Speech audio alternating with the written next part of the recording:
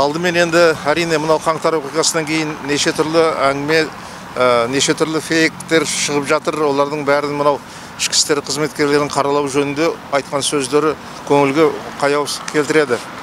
Ол ішкі істер қызметкерлерінің қызметін білу керек.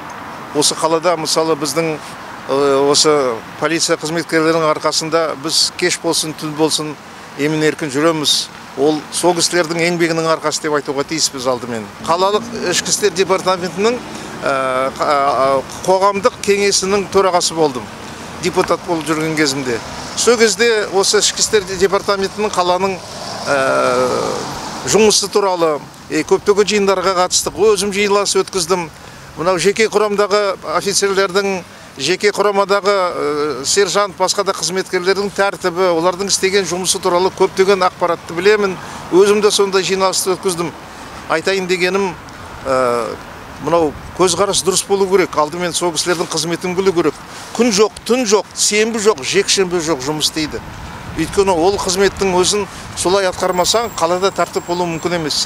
Біздің қаламның тәртібі жөнінде біз мысалы айтар едік. Осы кісілердің арқасында қаладағы қылмыстық істің азайғандығын, жалпы тәртіптің барлығын, жалпы халықтың тәртіпке мойынсұнғандығын, қоғамдық жерлерде осындай келеңсіз көріністердің болуы осы полиция қызметкерлерінің арқасы деп айтар едім. Сондықтан бүгін ұлы дүрмекке легіп біз осы полиция қызметкерлерін қаралап, олардың жұмысын осындай жамандап, олар осындай жауыз, осындай бас кесер деп айтуымыз дұрыс емес. Біздің қорған болған полиция, бізге қорған болған кезіндегі милиция қызметкерлерінің еңбегін оны жоққа шығаруға болмайды. Біз мысалы айттық қой, біз бүгін мынау Қарасай мен Ағынтай ескерткішінің қасында тұрмыз. Осы кісілердің елдің шебінде тұрып, елді қорғаған. Ал бүгін жау келмей-ақ қойсын.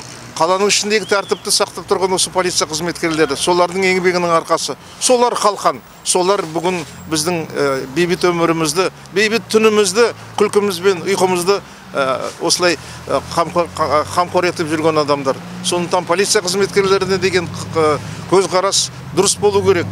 Объективті түрде дейді. Ол кісілердің қызметін білуге тиіспіз. Ол кісілердің істеп жатқан ісіне баға беруге тиіспіз. Ол бағаның барлығы, мысалы, сол кісілердің қызметін анықтап, сараптама жасағанның арқасында болу керек. Айтпесе, жақтым күйе, шаштым топырақ деген болмайды. Ондай іс-қимыл дегеніңіз жақсылық апармайды. Мынау қазақта мақал бар, дауы көптің жауы көп дейді. Міне бүгін сол фейк таратып, осындай тағы да манифестация шеруге шақырып атқан адамдар дау туғызады. Дау дегенің жау туғызады. Еліміздің тәуелсіздігі берік болсын десек, онда біз дауласпайық. Даудан осындай қиын жағдайдан шығатын жол іздейік. Менің айтарым осы. Мына барыңызға амандық, саулық тілейміз. Қаңтар оқиғасы ендігәрі болмасын. Еліміз осындай тәуелсіздік жолында қарыштап алға баса берсін дегім келеді.